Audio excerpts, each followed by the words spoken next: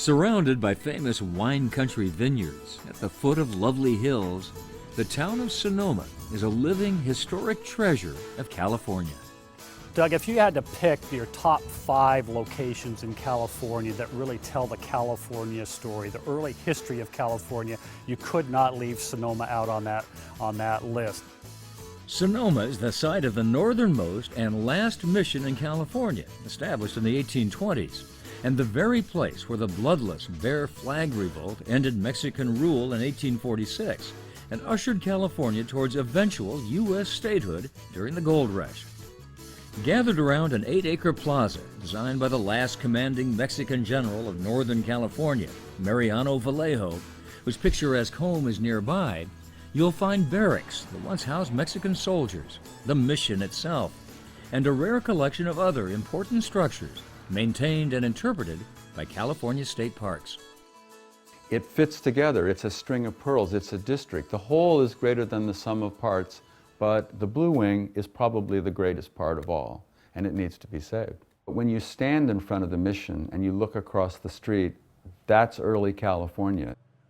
This is the Blue Wing Adobe, and it looks much the way it did in the early 1850s, when it was the principal gambling hall, tavern, and inn in Sonoma, frequented by gold rush miners and soon-to-be famous Civil War generals, such as Joseph Hooker and William Tecumseh Sherman, and the former Mexican general himself.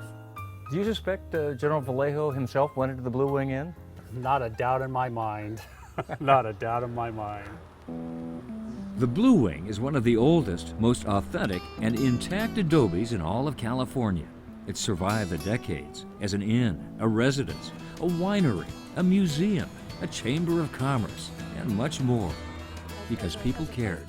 That overall it has endured incredibly, and I think it's a testament to, first of all, how well it was built, and secondly, to all the people over the years who've taken such good care of it, who've taken an interest in it, who really saw it as an important part of our heritage and wanted to pass that on to the next owners. And here we are in one of the original... And now it's our turn.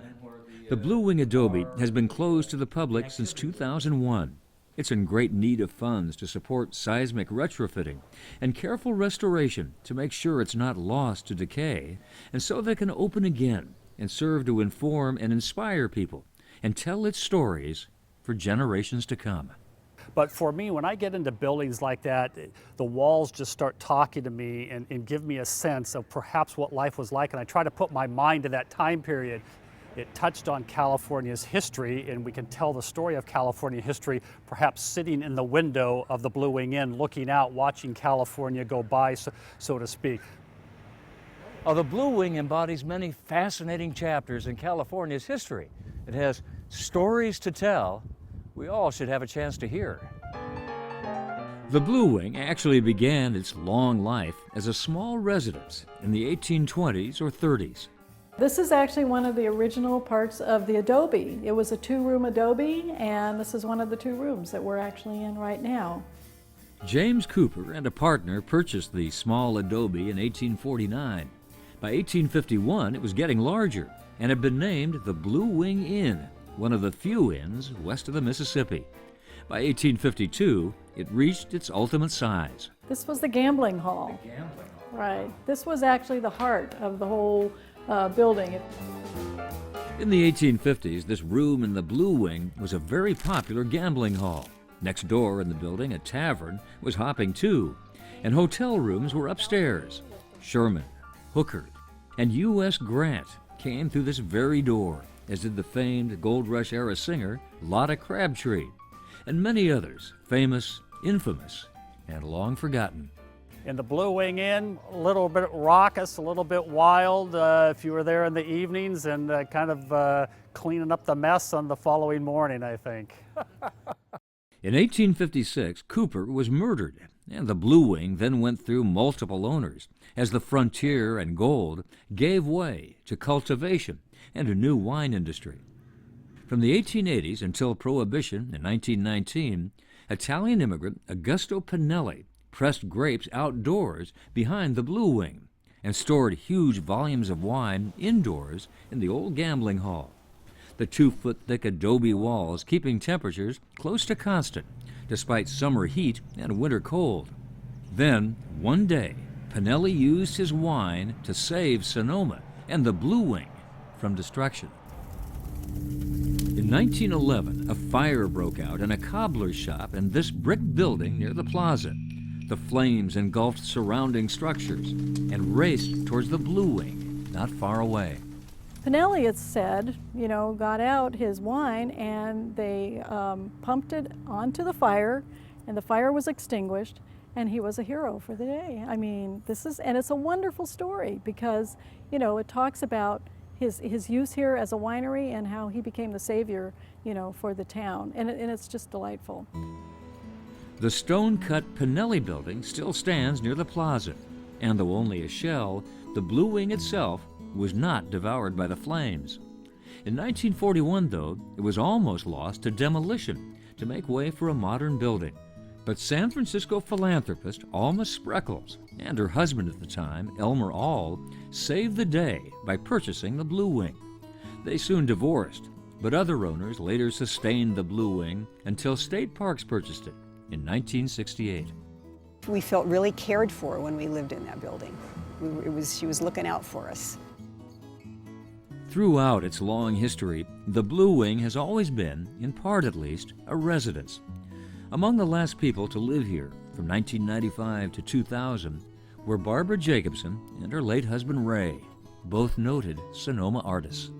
There's something about living in this kind of an environment that is so old and so saturated with memories and stories of other people's lives and history of Sonoma, and it was like a miracle. And every day that we were here was part of that miracle, and I wouldn't change that for anything. It was just one of the best times of my whole life. Like the frontiersmen and Italian stonecutters who lived here before them, Barbara and Ray and their friends enjoyed a unique way of life in and around one of California's most original and iconic structures. They loved their wild garden in the courtyard below. Beautiful garden, full of plants and color. Well, Barbara, this was your wonderful perch up here with the great views. And yes, I've always enjoyed being up and looking out like this, having this perspective. And their apartment above. Look out on the Barbara town. went to see it with me for the first time in a decade. This is your apartment. How does it feel to come back in and see it for the first time in a long time? Well, it's surreal for sure. It's strange, but I'm happy it's still here, that it's still standing and alive and has hope. It was such a good time for us as artists because I think we really grew just from living in this environment and being part of this old building and part of old Sonoma and the history and the energy. It could be made beautiful again. I mean, it's already beautiful, but that it could be infused with some kind of life and service to the world, to the community.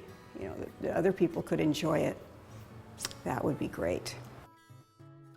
If we don't save the Blue Wing, we will actually lose perhaps our greatest portal into Northern California history.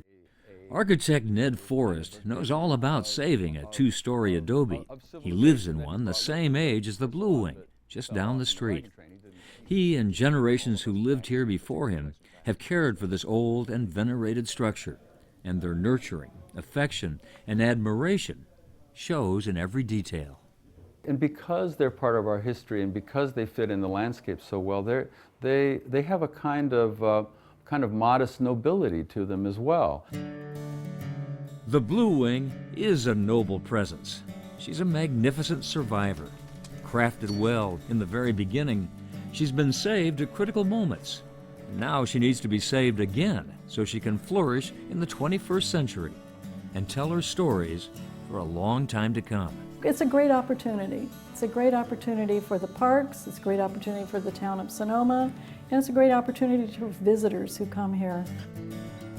If you want to help, the official Blue Wing Adobe Preservation Committee is a citizens group formed to spearhead the preservation efforts for the Blue Wing Adobe. For additional information, email info@bluewingadobe.org.